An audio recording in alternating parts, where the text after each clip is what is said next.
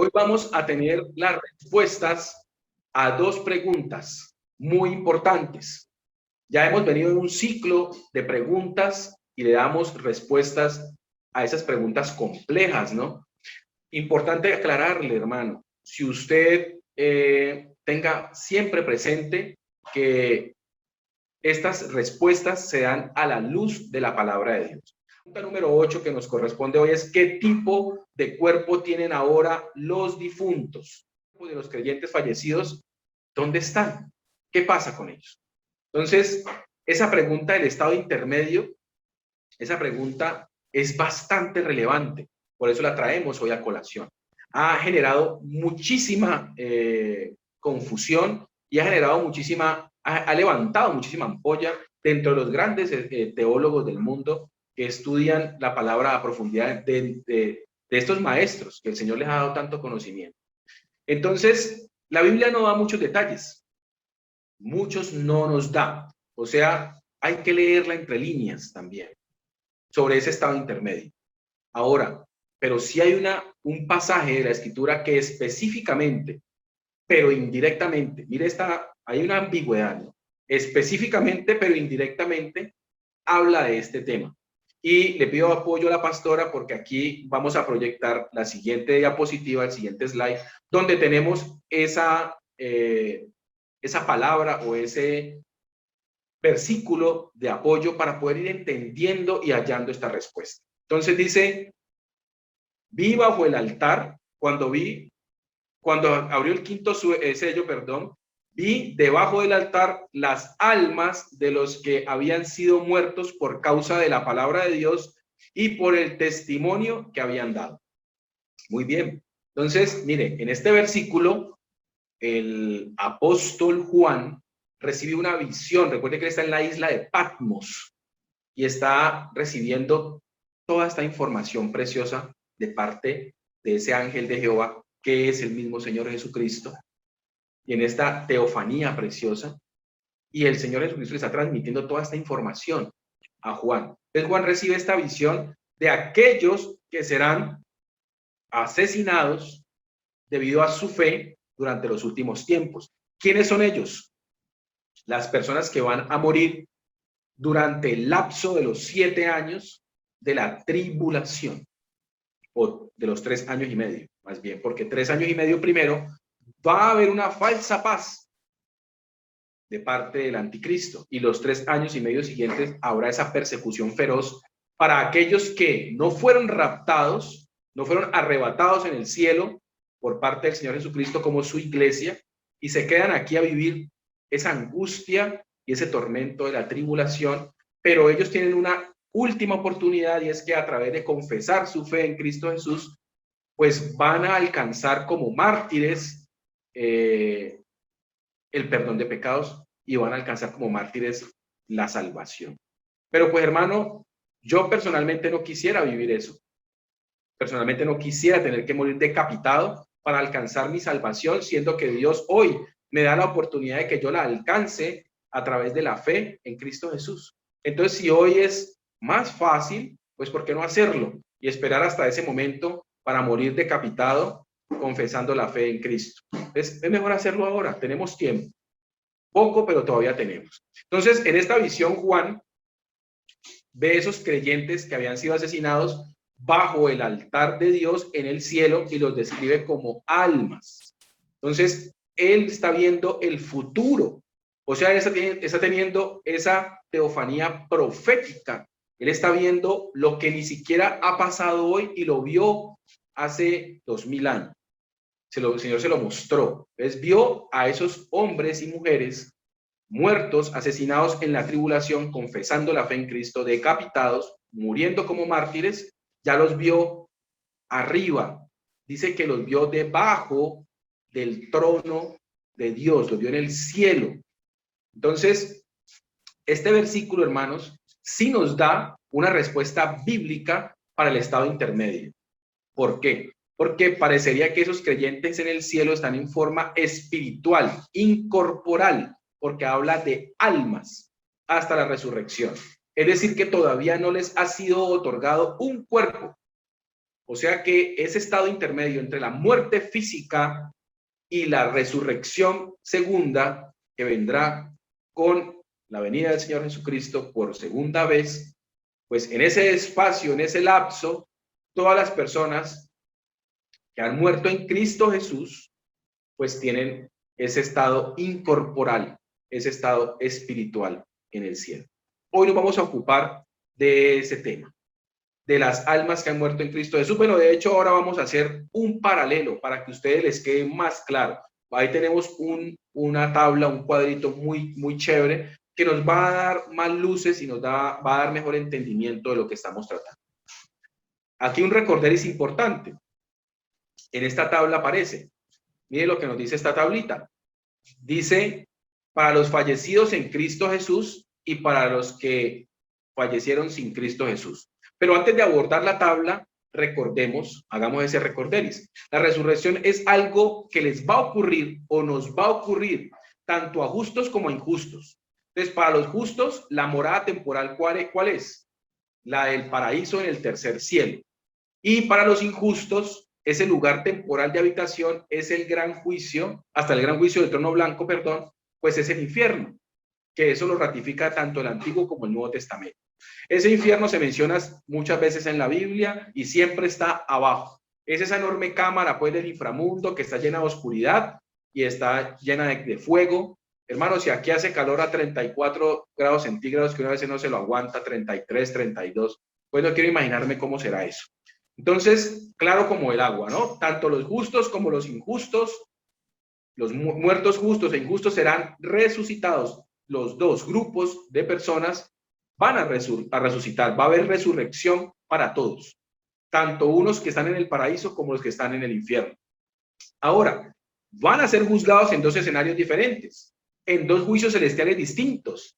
Los justos van a ir al tribunal de Cristo, que en griego se llama el bema, eso por ahí lo vimos en Romanos.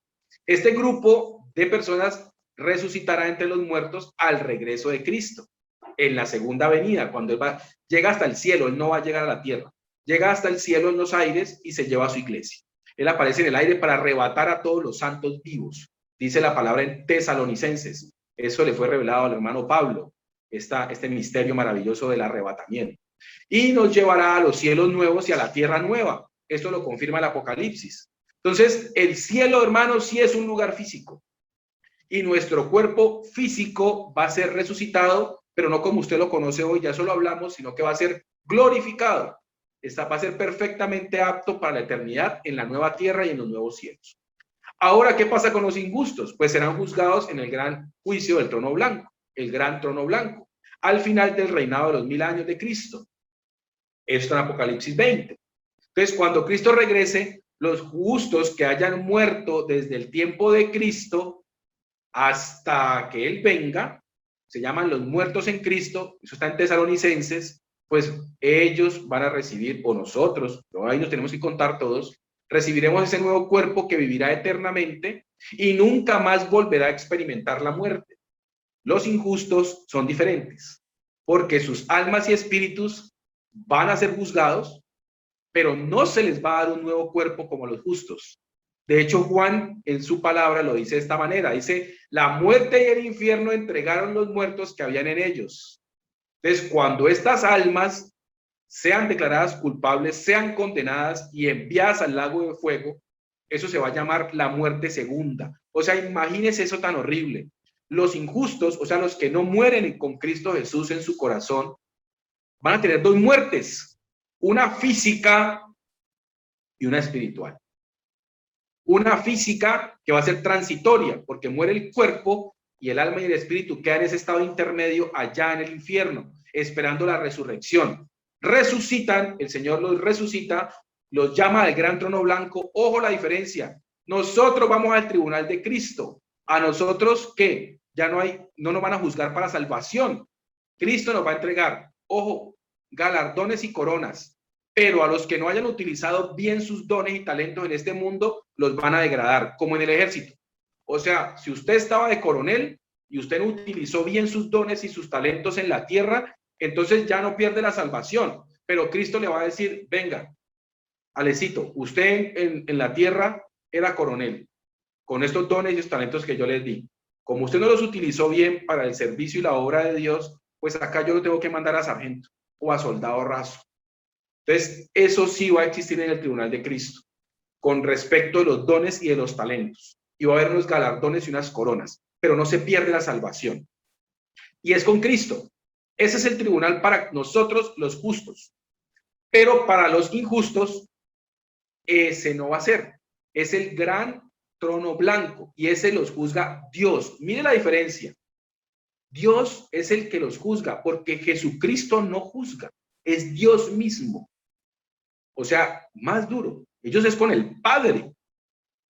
Y ahí no hay opción. Ahí ya no es que voy a reconsiderarlo y les voy a dar la salvación. No. Ahí ellos ya están, ya perdieron la salvación y ya no hay perdón de pecados. O sea, ellos ya no tienen una oportunidad adicional. Allí lo que les va a ir es a ratificar y les va a sacar todo lo que está consignado en su prontuario de pecados, se los va a ratificar y los va a enviar al lago de fuego con Satanás por la eternidad, apartados totalmente de él, o sea, muertos espiritualmente. Muerte segunda. Increíble, ¿no? Y eso es lo que nos explica este cuadro precioso. Entonces, miren, el cuadro dice, los que mueren en Cristo y los que no mueren en Cristo, los dos tenemos muerte física. Ahí no hay diferencia. Pero los que vamos a morir con Cristo Jesús, vamos a tener salvación y perdón de pecados. Los Amén. Que no Cristo Jesús, pues eso no lo tienen, no tienen acceso a él. Luego, los que morimos en Cristo Jesús, vamos inmediatamente a la presencia del Señor en el tercer cielo, en el paraíso. Los que mueren sin Cristo Jesús, inmediatamente van al lugar de tormento. Ahora, tanto los justos e injustos, tanto los que mueren en Cristo Jesús como los que no, tenemos una resurrección. ¿Cuál es la diferencia? Pues que los que somos o hemos sido justos, morimos con Cristo Jesús, vamos al tribunal de Cristo. Y los que no, comparecen ante el gran trono blanco, ante Dios mismo. Y los que hemos muerto en Cristo Jesús, se nos entrega un cuerpo resucitado, glorificado, con unas bondades sobrenaturales que hoy desconocemos. Y los que no murieron en Cristo Jesús, pues no se les otorga ese cuerpo resucitado. Quedan apartados espiritualmente de Dios por la eternidad en el lago de fuego y nosotros cogobernamos como herederos con Cristo Jesús por la eternidad, la nueva tierra y el nuevo cielo. ¿Qué les parece eso? Entonces, hermanos, tanto justos e injustos tenemos alma y espíritu. Vamos a morir físicamente. La diferencia es que nosotros, los que morimos en Cristo Jesús, vamos a la presencia del Señor esperando una resurrección y el tribunal de Cristo. Los injustos, pues no tienen, no se les entrega el cuerpo glorificado, están siendo atormentados hasta la resurrección y tendrán que llevar su presencia al gran tribunal blanco, al gran trono blanco, ante Dios mismos para ser juzgados y enviados al lago de fuego después del reinado milenial. Hermano, entonces, para cerrar el tema de la respuesta al punto número 8, yo le invito a que tome una foto de este cuadro y pregúntese qué opción quiere elegir. Todo lo que está consignado en ese cuadro, hermano, está ratificado en la palabra de Dios y la palabra de Dios hasta ahora se ha cumplido perfectamente, porque Dios no es hombre para que mienta ni se arrepienta. La siguiente pregunta es, ¿estarás desnudo o vestido después de la muerte? Bueno, hermano, mucha gente se ríe de esta pregunta. De hecho, a mí me causó mucha curiosidad al inicio. Esto puede parecer una pregunta o muy extraña o pareciera tonta, pero tal vez nunca lo hemos considerado, ¿cierto? Obviamente, hermano, al morir, nadie se lleva la ropa a la vida después de la vida. Pero entonces, la pregunta es, no hablemos del vestir físico, del cuerpo físico. Ahora ¿están el alma y el espíritu completamente descubiertos o desnudos cuando se van? ¿O hay alguna forma de cobertura que el espíritu humano recibe una vez se separa del cuerpo? Bueno, ahí hay muchas posturas. Otra vez nos encontramos con muchas posturas teológicas, de algunos a favor o en contra. Hay una muy particular que se llama la teoría del espíritu desnudo y vamos a hablar rápidamente de ella. ¿Cómo la abordamos? Nos vamos a Génesis. En el Edén, cuando Dios creó a Adán y Eva, Moisés escribió en el Génesis que ambos estaban desnudos, por ahí en el capítulo 2. Porque lo primero que ambos notaron, hermano, después de comer ese fruto del árbol prohibido, el conocimiento del bien y del mal, fue que estaban eso, precisamente desnudos. E inmediatamente, ¿qué hicieron? Cosieron hojas de higuera, formando como una especie de delantal que cubría su cuerpo. Eso por ahí lo vemos en Génesis 3. Entonces, después, cuando Dios confrontó a Adán, que estaba escondido por allá oculto con Eva entre los árboles, pues él confesó que sabía que estaba desnudo y que se estaba escondiendo del Señor por eso. Entonces, la mayoría de los creyentes, hermano, prestan muy poca atención a la conversación antes de la expulsión de Adán y Eva, esa conversación que sostienen Dios, Adán y Eva. Y es especialmente importante sobre el tema que estuvieran desnudos antes y después de la caída. Dios incluso preguntó en Génesis 3, ¿quién te dijo que estabas desnudo? ¿Quién te dijo que estabas desnudo? Algunos teólogos sugieren que ambos estaban desnudos, pero que estaban cubiertos con una especie de luz dada por la gloria del Señor. Pero que cuando vino el pecado, esta cubierta de gloria hermosa de luz fue quitada, fue apartada. Y se vieron a ellos mismos de una manera que nunca se habían reconocido. Hermano, esto por supuesto es especulación y no se puede probar a la luz de las Sagradas Escrituras. Eso no lo consigna la palabra. Pero lo que sí está claro es que Dios tomó la vida de dos animales y cubrió la desnudez de Adán y Eva, y desde ese momento se vistieron con ropas.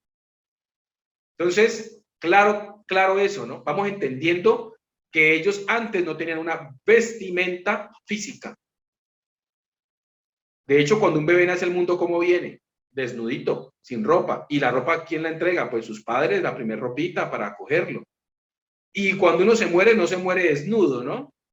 Se muere con un atuendo con el que lo llevan a velar al funeral. Pero hermanos, si hay vestimentas especiales que se usan en el cielo. Vamos a ver. Como cuando Juan vio a estos mártires. O sea, volvemos al Apocalipsis y volvemos a esa teofanía de Juan cuando está viendo a los muertos de la tribulación, a los muertos en el lapso de la tribulación, a los muertos que fueron mártires, o perdón, van a ser mártires. Eso no ha pasado. La tribulación no ha llegado. Entonces, él los ve y dice la palabra así. Me ayuda, pastora, con la siguiente diapositiva. Dice, y clamaron a gran voz diciendo, ¿hasta cuándo, oh Señor santo y verdadero, hasta que juzgues y vengas nuestra sangre de los que habitan en la tierra? Luego se les dio a cada uno una túnica blanca y se les dijo que descansaran un poco más. Esto en Apocalipsis 6, 10, 11a. Bueno, aquí sí nos da un elemento importante o elementos importantes. Entonces, estos individuos que dieron su vida, esos decapitados, esos mártires, al morir, sus almas fueron llevadas al cielo y ubicadas en un lugar específico que Juan reveló que estaba ubicado debajo del piso de cristal, debajo del altar de Dios. ¿Cómo será eso? Yo no logro ni imaginarme eso.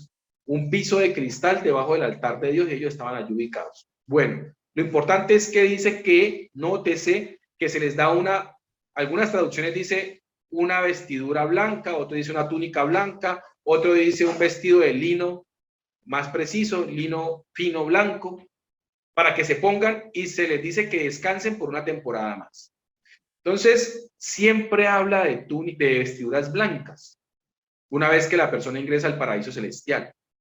De hecho, a lo largo del Apocalipsis, hermano, Juan observó que había personas de la tierra que estaban adorando en el cielo. Y en cada caso que consignó esa información, escribió que vestían túnicas o vestiduras blancas. Más información acerca de qué vestiduras vamos a tener en el cielo, pues el mensaje a las 7 iglesias, recordemos las 7 iglesias. Entonces, a Juan se le informó que si una persona vencería, sería vestida con ropajes blancos. Por allá en Apocalipsis 3 se ve esa información, si usted la quiere profundizar. Ahora, hay una razón por la que se utiliza el color blanco, hermano. ¿Por qué? En la futura cena de las bodas celestiales, todos los asistentes serán vestidos de lino fino, limpio y resplandeciente. Ya ahora lo vamos a ver. De hecho, también según el libro de Daniel, Dios mismo está vestido con un manto blanco, que es blanco como la nieve. Eso lo vemos en el libro, lo vamos a ver en el estudio del libro de Daniel, que es un libro maravilloso. También se nos dice en la palabra que Cristo regresará a la tierra al final de la tribulación montado en un caballo blanco. Entonces, el blanco tiene una connotación muy relevante, muy importante en lo que es la significación espiritual de la limpieza, la pureza, la santidad. Ahora, como información de cultura general que les voy a dar, que me pareció chévere esta información que encontré. Al visitar la tumba del jardín en Israel, que es el sitio tradicional de la tumba de Cristo, los guías cristianos hablan sobre la resurrección de Cristo y les recuerdan a los visitantes que el cuerpo de Cristo fue envuelto en lino y colocado en la losa dentro de la tumba desnudo. Entonces, él estaba desnudito, su cuerpo físico, y lo envolvieron en unos ropajes de lino fino, blanco, que son como las vestimentas mortuorias. Es un ropaje distintivo, ¿no? Estaba vestido para la muerte, porque así se enterraban los muertos, los judíos en esa época. Pero entonces, mire qué pasa. Importante aquí. Él deja esos ropajes mortuorios, los deja, y eso ya lo vimos hace 8 días. Porque parece que su cuerpo los atraviesa y los deja allí sobre la losa donde él estuvo o fue sepultado. Pero cuando María lo vio, no lo vio desnudo. Cuando su madre María lo ve en el relato de Juan, del Evangelio de Juan, no lo ve desnudo. Eso pasó un tiempo después de la resurrección. Y pensó que era un jardinero, porque como eso eran tumbas tan grandes y estaban muy bien adornadas, estaban llenas de vegetación, pues había jardineros. Y María creyó que Jesucristo era un jardinero. Pero entonces, ¿qué nos indica eso?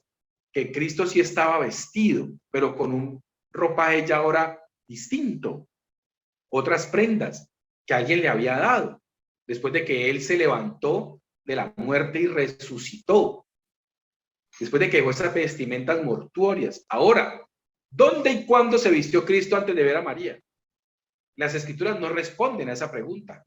Eso no lo conocemos. Lo que sí sabemos es que Cristo era el nuevo sumo sacerdote de su iglesia y que se sentaría a la diestra de Dios Padre en el cielo, intercediendo por nosotros. Eso recordemos que en el Éxodo, el sumo sacerdote, el terrenal, que ahí estaba la familia de Aarón, que era el sumo sacerdote, la familia sacerdotal, pues ellos tenían una vestimenta de 8 prendas, ¿no? Muy bellas, excepto el día de la expiación. Eso ya lo estudiamos en el Éxodo, pero vamos a recordarlo. Entonces, ese día se quitaba las prendas muy coloridas y las reemplazaba con 4 prendas de lino blanco, lino fino blanco, que se usaban, que se las ponía para entrar al lugar santísimo dentro del tabernáculo. Entonces, esas 4 prendas eran de lino fino, un pantalón, una túnica, un cinturón y otro. Entonces, por lo tanto, hermanos, se sugiere, la palabra lo deja ahí como indicado, que pareciera que esas son las prendas que llevaba Cristo cuando María lo vio junto a la tumba. ¿Sí? Porque, ¿qué pasa? Que ya pronto el Señor Jesucristo iba a ascender a los cielos y requería ¿cómo? Ir vestido como ese sumo sacerdote el día de la expiación. Qué bonito ese estudio me fascinó, me pareció precioso. Yo no conocía esa información. Y importante, en Mateo, ¿qué dice? Que había 3 ángeles. Mateo 28, si no estoy mal, en los evangelios. Había 3 ángeles. El primero quitó la piedra y el segundo y el tercero fueron vistos dentro de la tumba, uno en la cabecera y otro al pie de la losa donde reposaba el cuerpo del Señor Jesucristo. Eso debe haber sido precioso ese momento, ¿no? Tan glorioso, tan magnánimo. Yo lo leía y a mí se me ponía la piel de gallina. ¿Sabes cómo habrá sido ese momento tan inmaculado? O sea, poder divino, realmente poder, no el poder que dicen tener los hombres aquí en la tierra, poder de verdad, de vencer a la muerte, que ningún hombre puede vencer la muerte. Dios no dio ese poder a nadie, solo lo tiene Él. Increíble. Entonces, un ángel a los pies y otro a la cabecera de Cristo. donde él había sido puesto para reposar ya después de su muerte. Entonces, asume uno, ¿sí? Esto es una especie de deducción, un estudio ya deductivo de la hermenéutica que hacen los estudiosos, los maestros, los teólogos, que es probable que esas vestiduras las trajeran esos ángeles, fueran entregadas por Dios mismo a Cristo a través de esos ángeles, de esos emisarios. Entonces, claro, cuando Cristo se levanta de la tumba, pues va con la imposición de esas vestiduras que le asemejaban al sumo sacerdote, o le asemejaban, no, le investían como el sumo sacerdote que es y que sigue estando vigente para todos nosotros. Bueno, chévere esa historia, a mí me fascinó, me pareció muy chévere. No hay, vuelvo les digo, no hay detalles de la palabra de Dios específicos que digan esto, pero pues se puede hacer a través del estudio deductivo, sacar esa información, esa hermenéutica, pero me parece precioso. Dios lo puede hacer, todo lo que estamos estudiando, lo que estamos leyendo, lo que estamos viendo en la noche de los estudios inductivos, lo que vemos en las prédicas. Hermano, para Dios nada es imposible. Dios lo puede hacer como a Él le plazca. Nosotros somos los que nos queda difícil con nuestra mente finita comprender todo esto. Ahora, el libro del Apocalipsis habla solo de túnicas blancas y vestiduras blancas. Entonces, se supone que este es el único tipo de prenda que se usa en el cielo. Y aquí cobra importancia unas palabras de Pablo cuando escribió cosas que ojo no vio, oído no oyó. Pues es relevante por allá en Primera de Corintios. Cosas que ojo no vio, oído no oyó, ni han subido en corazón de hombre, lo que Dios les ha preparado para los que le aman. Importante.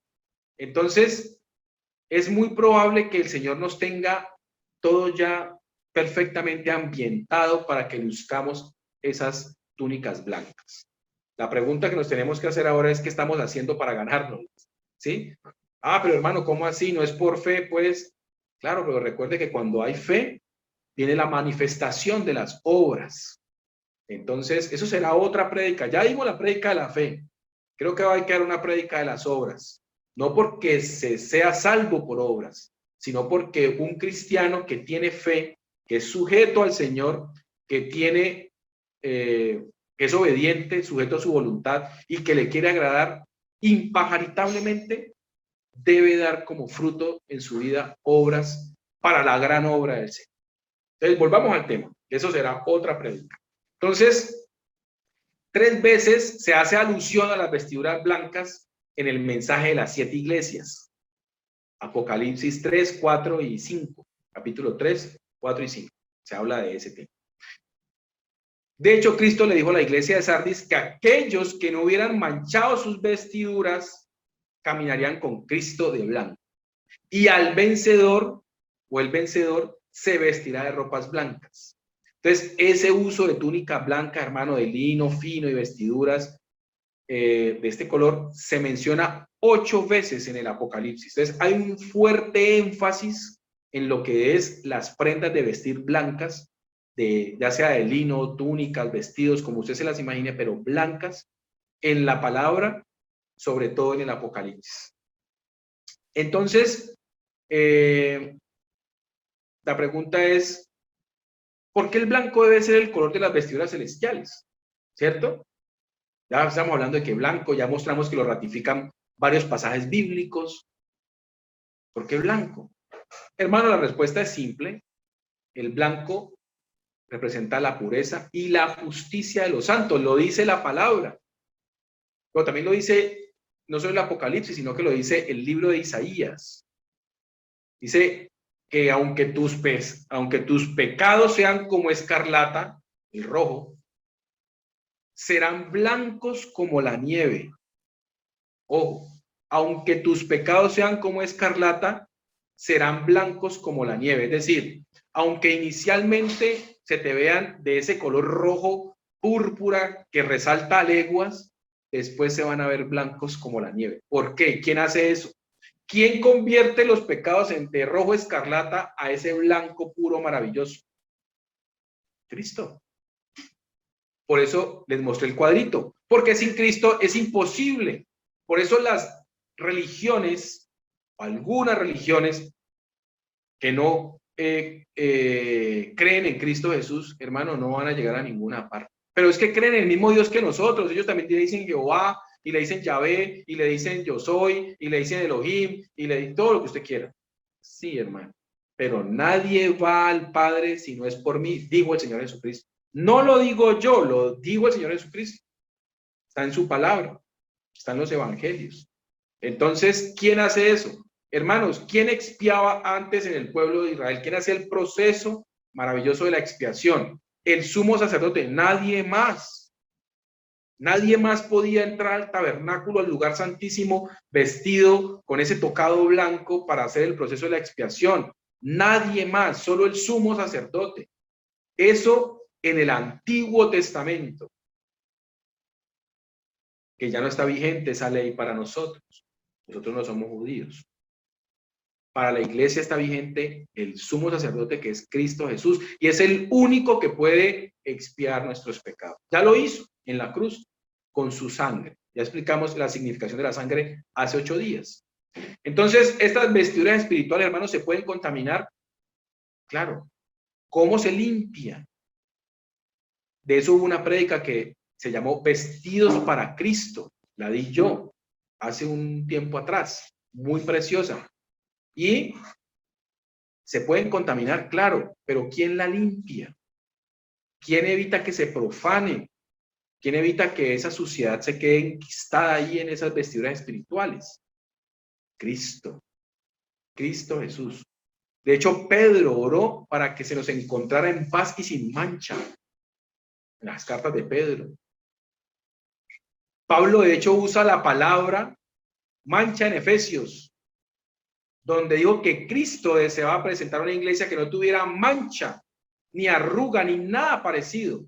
Entonces, esta palabra mancha, que en el griego significa o se escribe espilos, se refiere a algún tipo de defecto que en sentido figurado nos puede conducir a la desgracia o a la vergüenza, que en este caso es espiritual.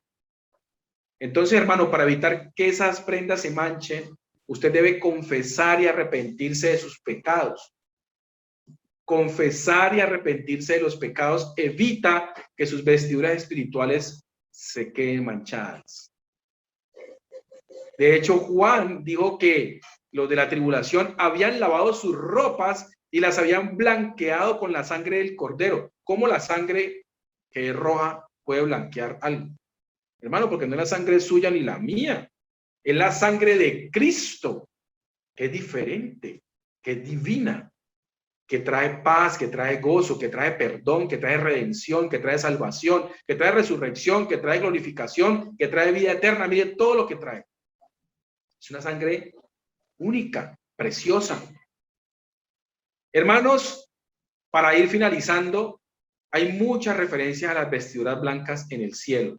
La de los 24 ancianos que están vestidos de blanco, la de los 7 ángeles que están vestidos de blanco, en las últimas 7 plagas, que están vestidos de lino fino blanco. Y hermano, y los santos en la cena de las bodas del Cordero. Ahí me ayuda mi pastora con la próxima diapositiva, por favor, la última ya, para ir cerrando esta respuesta a estas preguntas. En Apocalipsis 19:8 nos habla de y los santos en la cena de las bodas del Cordero. ¿Qué dice? Y a ella se le ha concedido. ¿A ella a quién? A la novia, que somos nosotros, la iglesia. Se le ha concedido que se vista de lino fino, limpio y resplandeciente, porque el lino fino es las acciones justas de los santos. Hermano, ¿cómo usted puede limpiar sus vestiduras? Arrepentimiento y confesión de pecados ante Cristo Jesús. Ya me di a papá. Y las acciones justas de los santos. Bueno. Son para todos aquellos que habremos vencido al pecado, los que somos parte de su cuerpo, su iglesia. Somos la novia que será desposada en las bodas del Cordero. Llevaremos vestiduras sin mancha, ni arruga, ni cosa semejante, hermano. Entonces seremos su santa iglesia, su novia inmaculada. Hermano, y para finalizar con esta palabra es bueno reflexionar. Recuerda, hermano, que tal vez hoy estés llevando todavía esa vida donde estás atado a unas vestiduras viejas que no te has podido quitar, que están sucias y llenas de mancha, como la falta de perdón, la amargura, la mentira, la mitomanía, los celos, la envidia, yo qué sé. Hermano, pero es extremadamente importante para tu vida que pronto des ese definitivo paso, que te deshagas de esas viejas vestiduras, que te deshagas de esa vieja carnalidad, de una vez por todas. Hermano, vístase de nuevo, vestido de perdón, de salvación, que el Señor Jesucristo lo compró a usted, a su vida y la mía, a precio de sangre, con ese acto de amor en la cruz, en su primera venida. Y lo sigue limpiando. Cada vez que usted va a las escrituras, cada vez que usted va a la palabra de Dios, se renueva a diario y recibe el fruto de su Santo Espíritu. Hermano, ¿por qué? El pecado es una mancha en el espíritu que debe eliminarse mediante eso, el arrepentimiento y la confesión ante Cristo Jesús.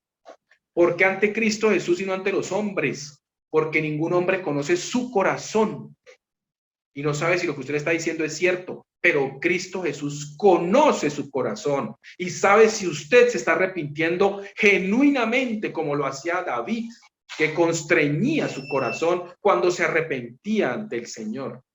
Por eso no debemos confesar los pecados ante los hombres, sino ante Dios. ¿Y ante quién? Su intercesor, el único y verdadero intercesor, que es Cristo Jesús. Entonces, hermano, ya sabe, la respuesta es sí, va a tener una vestidura, una túnica blanca, un vestido blanco, de lino, lo que usted quiera, pero blanco. Blanco, que representa la justicia y que representa la iglesia inmaculada y que representa no tener mancha, libre de pecado, porque los hemos confesado y nos hemos arrepentido ante Cristo Jesús. Porque Él es el que tiene el poder perdonador a través de su santa sangre. Hermanos, esto es lo que teníamos preparado para ustedes el día de hoy.